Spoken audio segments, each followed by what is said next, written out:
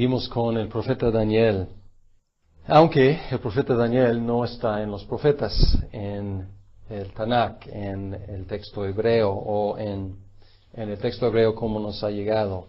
El Talmud Baba Batra dijo que los hombres de la gran sinagoga escribieron a Ezequiel y el libro de Daniel. Y tratando de identificar quién es el autor, Daniel habló en primera persona en la segunda sección del libro, pero no en la primera. La primera sección del libro es en tercera persona. Y en 12:4, él recibió instrucciones de sellar el libro. Entonces ahí se menciona, en la segunda sección por lo menos, a Daniel hablando en primera persona, y se habla ahí de un libro. El libro también de Daniel, aunque hay debate sobre eso, parece ser una unidad. Aunque hay dos secciones muy marcadas, pero parece que es una unidad porque temas en la primera sección reaparecen en la segunda sección. Entonces parece que hay una unidad. También Jesús se refirió al profeta Daniel. No solamente al libro, pero se refirió al profeta Daniel. Esto es en Mateo, no puse la cita, pero Mateo 24, en su discurso sobre el templo. Y se refirió a 9:27 y 12:11, donde se menciona la abominación de desolación, y lo atribuyó al profeta Daniel. Entonces, esta evidencia interna apunta hacia por lo menos la segunda mitad del libro, pues como siendo Daniel, por lo menos de la segunda mitad, el autor. Puede ser de todo, y es la postura tradicional, pero la evidencia más concreta, sobre todo el testimonio de Jesús, apunta por lo menos hacia los dichos de la segunda mitad. Y la verdad, o sea, ¿cómo interpretar las palabras de Jesús ahí? O sea, es una sola mención. Se cita a Daniel mucho en el Nuevo Testamento, pero es la única vez que se menciona el profeta Daniel. Entonces, podemos tomarlo como una referencia a esa parte, ese versículo, o podemos tomarlo como todo el libro. Y es la postura tradicional, aunque ha sido fuertemente criticado, como vamos a ver. En el Tanakh, Daniel está entre los escritos, no los profetas. Algunos interpretan este hecho como una indicación de una fecha tardía para Daniel, pero puede simplemente indicar que no lo consideraron un profeta en el mismo sentido que Isaías, Jeremías, Ezequiel. Y la verdad, si los comparamos, es muy diferente, y su carrera no era carrera de profeta. ¿Su carrera qué era? Sí, de político, o sea, de político de un puesto como asignado, no político como elegido, pues no eran democráticos de todos modos, nadie se elegía, ¿no? Todo era democrático, ¿no? Pero era de político, una carrera entre los políticos ahí. Entonces no era profeta por profesión, podemos decir. Y también, como vamos a ver, su estilo de profetizar era muy diferente. En manuscritos griegos del Antiguo Testamento y en la principal, que es la Septuaginta, está entre los profetas. Entonces y esto es una tradición, la Septuaginta es como 250 antes de Cristo. O sea, podemos ver ahí que algunos estaban empezando a colocarlo con los profetas, cosa que nosotros hemos seguido en nuestras diferentes versiones. Ahora, los argumentos acerca de la fecha de composición de Daniel son bastante complicados y se traslapan con la cuestión del autor. Porque si fue escrito después de la vida de Daniel, no fue escrito por Daniel, obviamente. Entonces, fecha y autor realmente van de la mano. Los argumentos son complicados.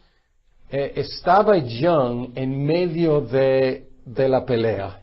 Y Young lo mejor de Young no es, digamos, análisis literaria de los géneros.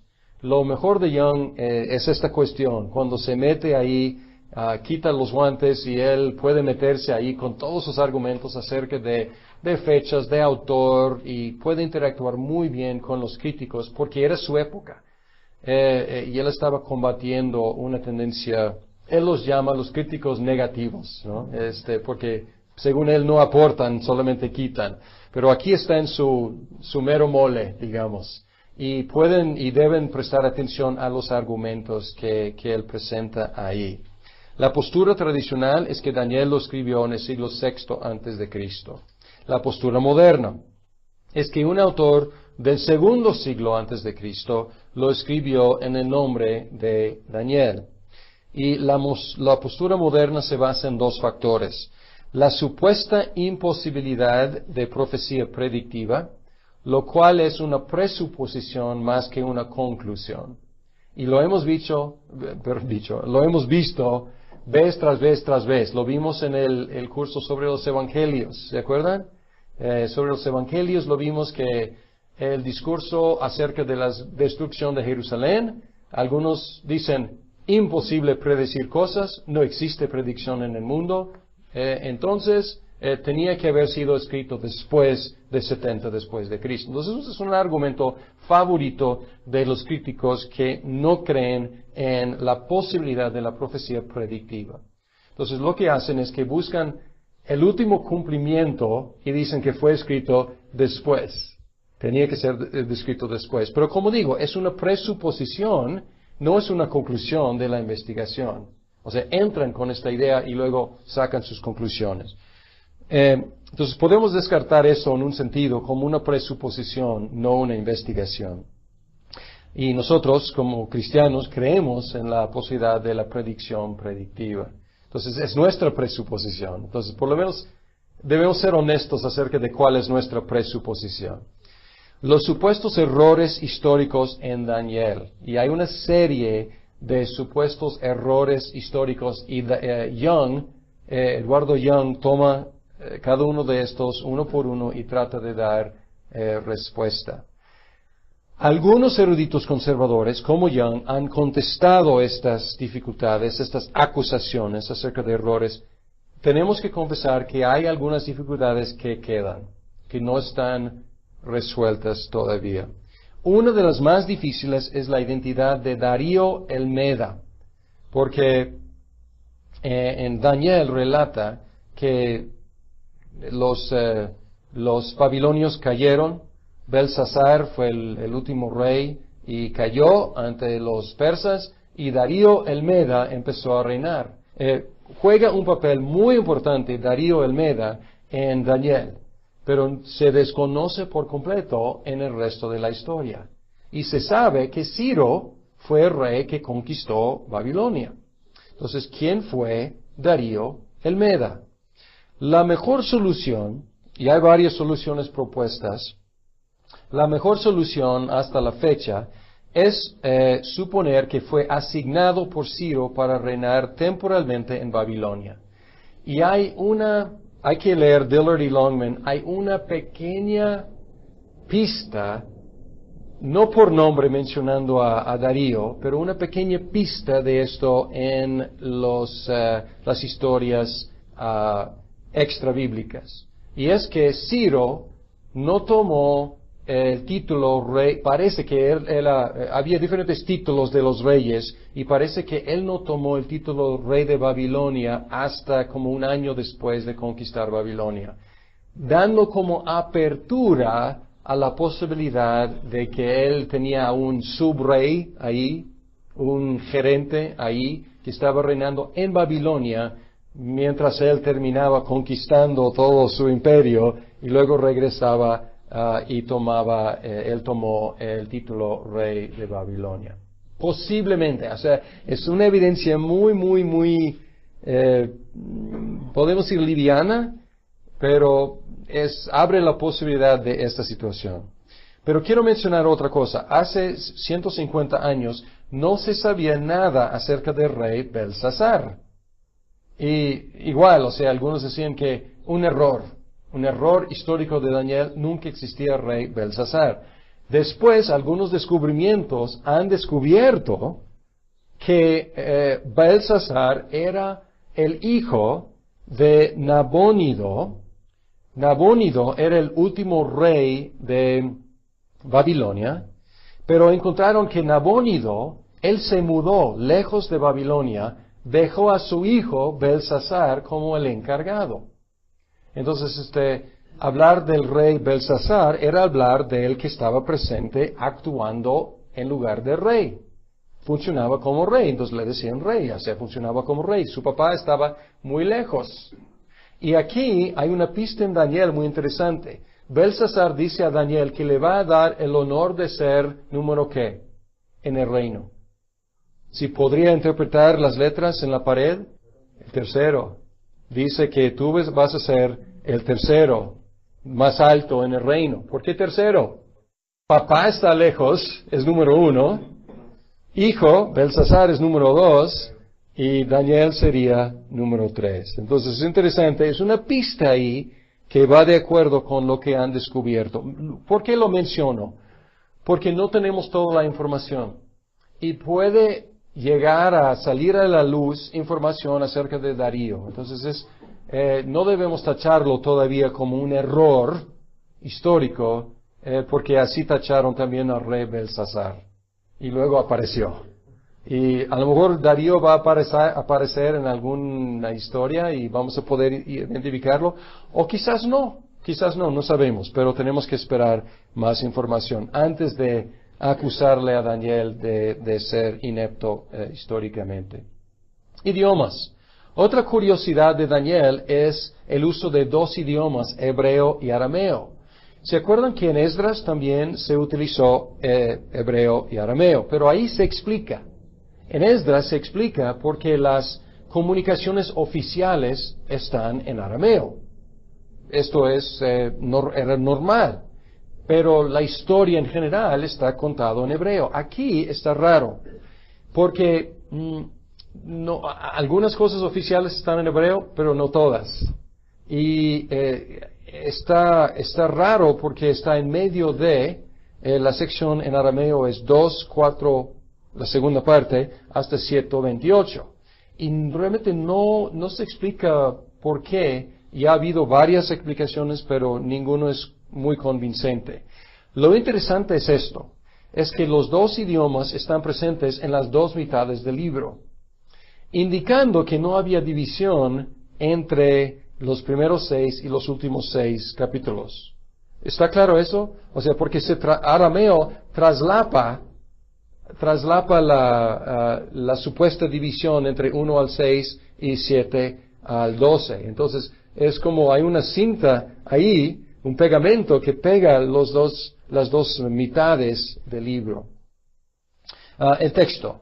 En la Septuaginta hay 3 historias que no se encuentran en los manuscritos hebreos. La oración de Azarías y el cántico de los 3 jóvenes, Susana y Bel y el dragón. Y estas 3 adiciones están en griego, no están en hebreo. Aparecen en las Biblias que utilizan los católicos romanos.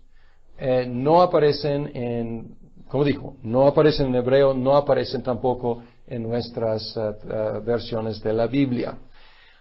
¿Y por qué no? Pues además de no tener presencia en el texto masorético y en los textos, los manuscritos hebreos, solamente griegos, estas historias presentan una perspectiva diferente a la del libro de Daniel.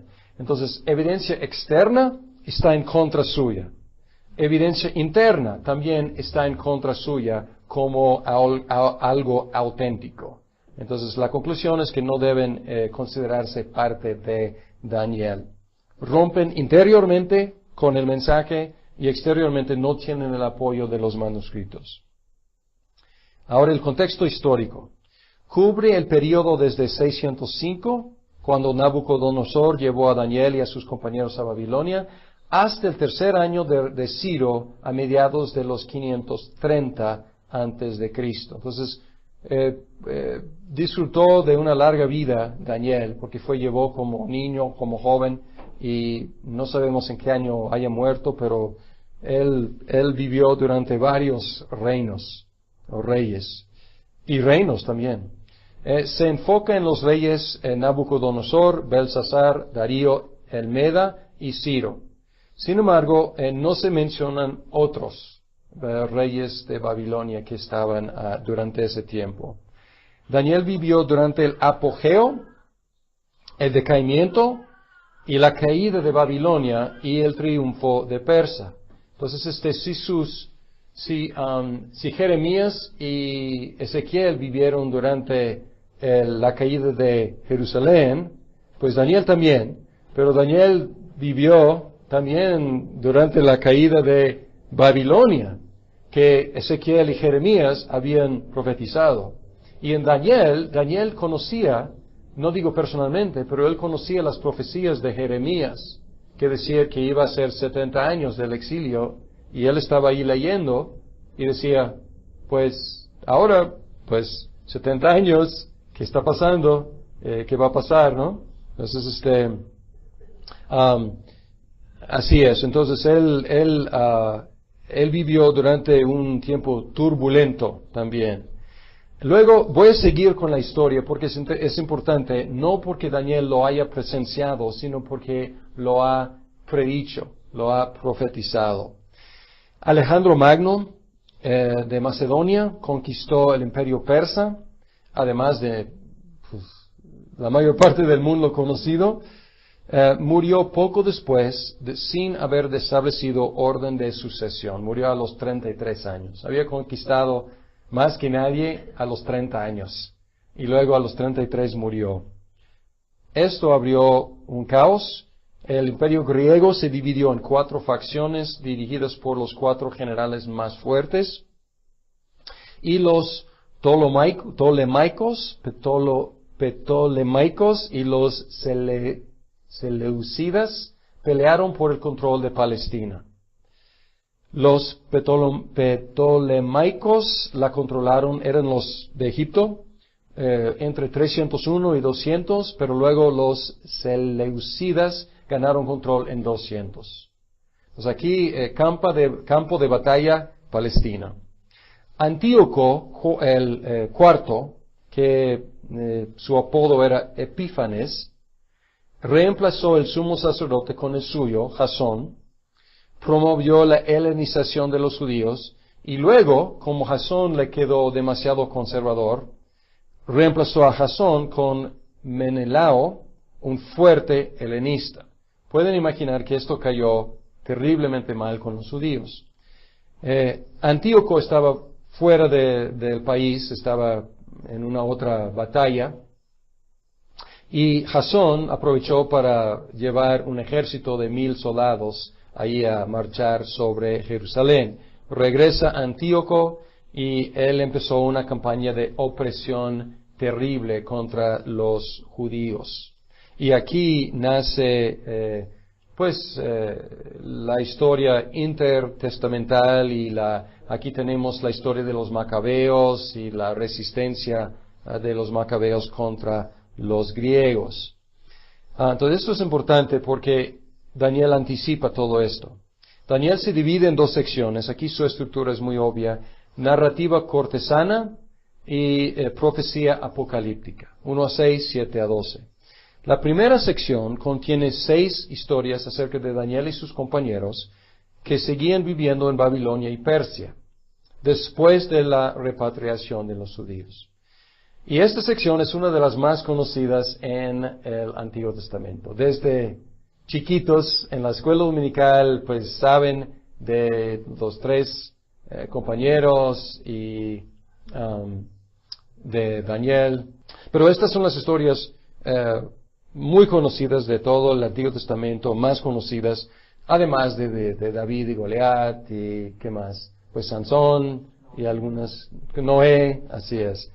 Y tuvo esta sección el propósito de enseñar y animar a los judíos a vivir su fe con integridad en medio de un mundo pagano. Son inspiradoras estas historias, ¿no? Hasta la fecha. La segunda sección contiene una serie de profecías apocalípticas. Estas profecías cubren el periodo entre el primer año de Belsasar hasta mediados del segundo siglo antes de Cristo, con hasta Antíoco Epífanes y un poco más allá de él. Pero cubren ese periodo con tantos detalles que algunos dicen que tenían que haber sido escritos después de los hechos. Los que niegan la posibilidad de predicción dicen que hay tanto detalle aquí que no, imposible, no podrían haber sido escritos antes. Contemplan el triunfo de los persas sobre los babilonios y los griegos sobre los persas, la división del imperio griego en 4 facciones y las competencias entre los ptolemaicos y los seleucidas por el control de Palestina. También Antíoco IV, el que profanó el templo en 169 a.C., figura prominentemente en el capítulo 11.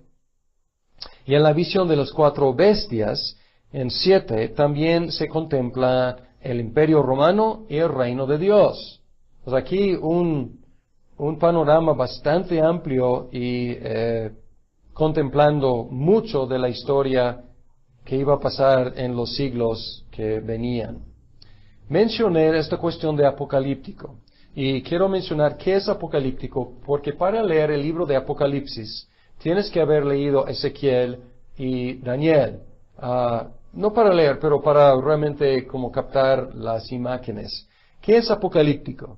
Algunas características que mencionan Dillard y Longman son escatología que toma en cuenta no solo los eventos del futuro cercano, sino también el fin de todo. Entonces, apocalíptico habla no solamente de lo que está por venir, sino lo que está por venir y por terminar, el fin de la historia. Revelación mediada. Y aquí podemos tener una pista quizás de por qué no está entre los profetas Daniel en el Tanakh. Porque ¿quién comunicó su palabra? ¿Quién puso su palabra en boca de Jeremías? Dios. Exacto. Dice, Dios puso su palabra en su boca inmediatamente, o sea, sin mediación. ¿Quién reveló las visiones a Daniel? Ángeles. Entonces aquí tenemos Dios y luego un intermediario y luego en un sentido otro intermediario, el profeta, y luego el pueblo.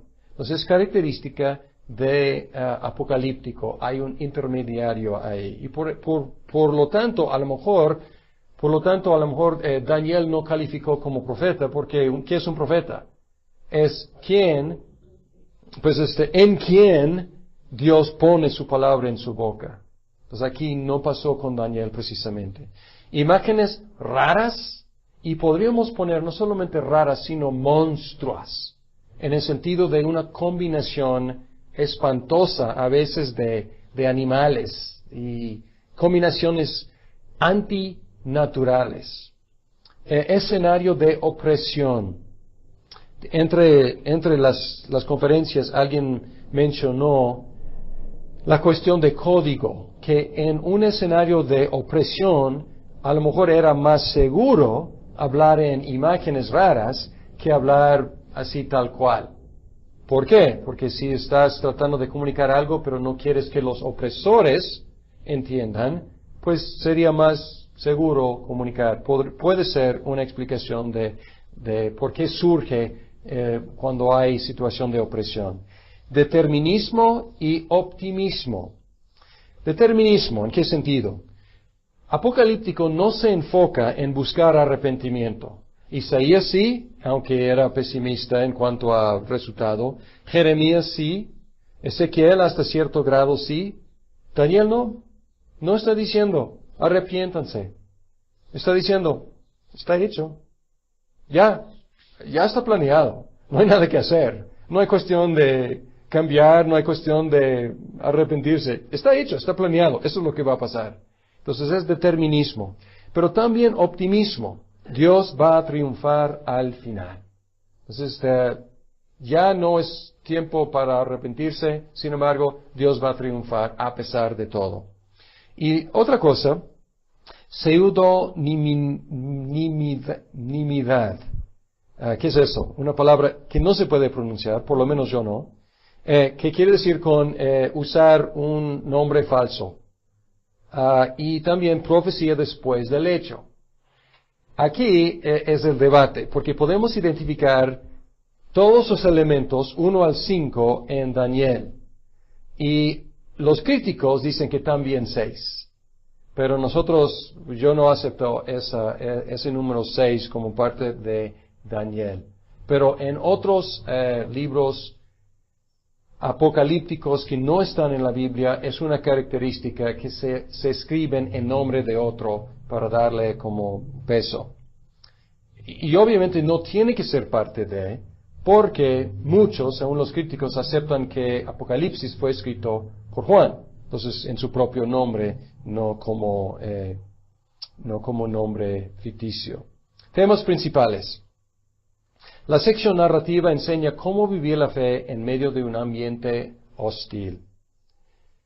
Este estímulo habría servido a los judíos que vivieron bajo diferentes reinos. Entonces, esto es como un mensaje que puede servir en muchas épocas. Bajo Babilonia, bajo Persia, bajo Grecia, bajo Roma. El mensaje queda y se aplica en cualquier generación de opresión. Pero además, y por eso nos cae tan bien Daniel y nos inspira, nos puede animar también a los cristianos en los ambientes hostiles en los cuales nos encontremos. Entonces, un mensaje, pues es que tiene aplicación perpetua. Tiene función similar a las narrativas de José y de Esther. José, igual, cortesano ahí en corte del faraón, viviendo su fe con integridad. ¿Qué hacía Esther también? Viviendo su fe, tomando su vida en sus manos para salvar su pueblo. Entonces así funciona también la primera sección de Daniel. Las dos secciones, tanto la primera como la segunda, enfatizan que Dios es soberano y tendrá la victoria sobre el mal. En la segunda sección es en visiones apocalípticas. En primera sección es por las historias. ¿Quién triunfa siempre? Pues Dios, Él salva a los 3 de las llamas, Él salva a Daniel de la fosa de leones, Él también exalta a Daniel cuando nadie puede interpretar la letra. Cuando llega la conquista de Babilonia, Daniel sigue. Y supongo que hubo un cambio dramático, pero Daniel, él sigue adelante, porque Dios así lo tiene prosperando. En el Nuevo Testamento, ¿cómo se relacionan Daniel y el Nuevo Testamento?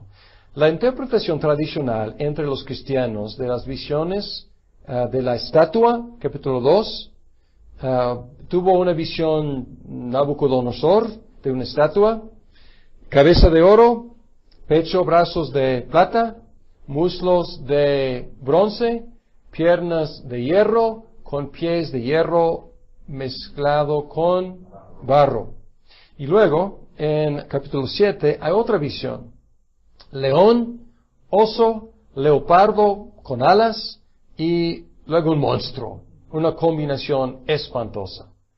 Y luego en la cabeza, en la estatua, luego viene una roca y echa pedazos la estatua.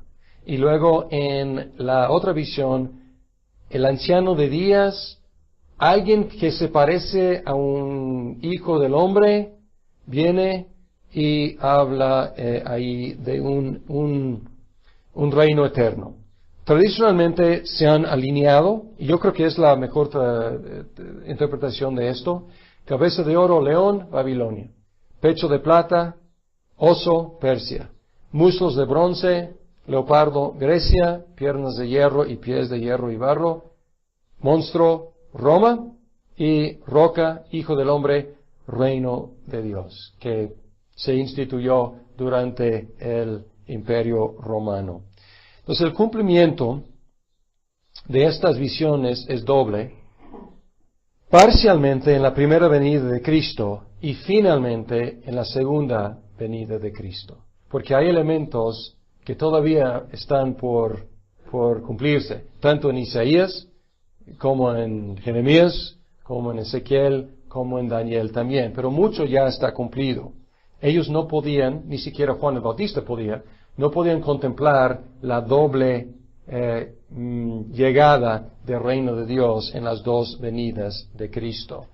El libro apocalíptico del Nuevo Testamento emplea imágenes de Daniel, bestias, el guerrero divino, el anciano de días, el Hijo del Hombre.